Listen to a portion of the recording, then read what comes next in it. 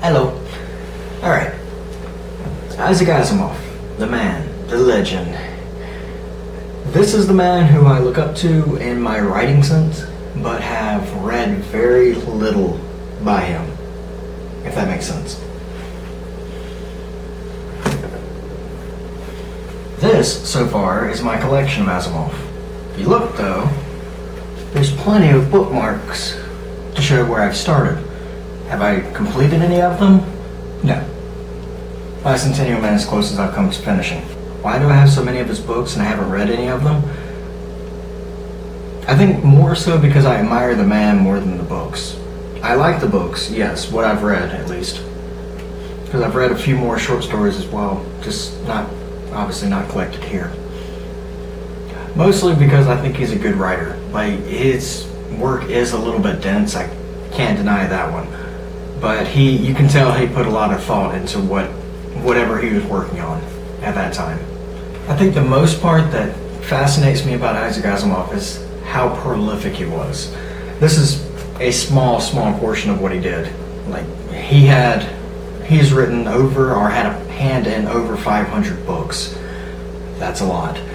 Somewhere in the 80s, he was pretty much putting out and writing a book a month, which is insane for me to think about, considering I've been working on the same book since July of last year, and it's now April.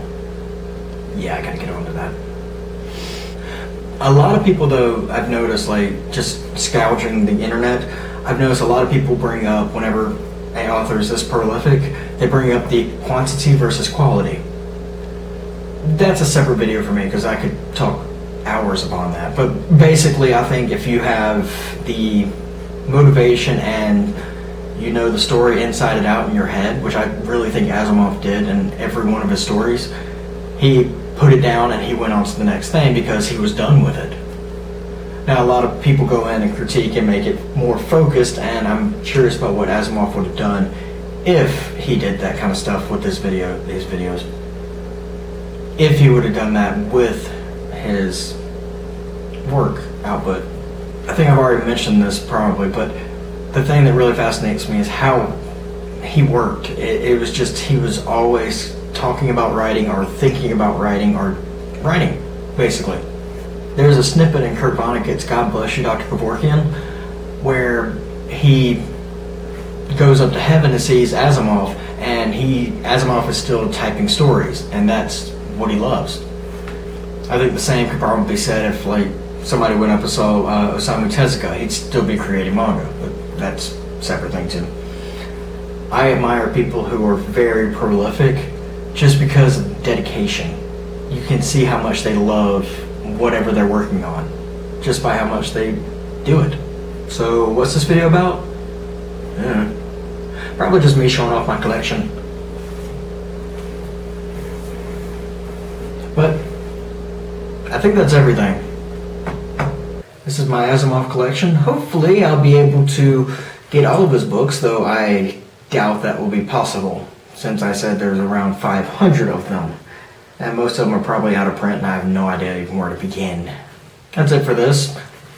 Do you know who I'm talking about with Isaac Asimov? Have you read any Isaac Asimov? Tell me. I like comment interaction. Tell me. But that's it for this video. Bye bye.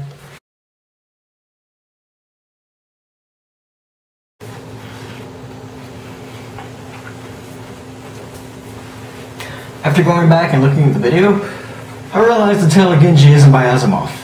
But I would be curious to see what he would write about the Tale of Genji, because that would be fun.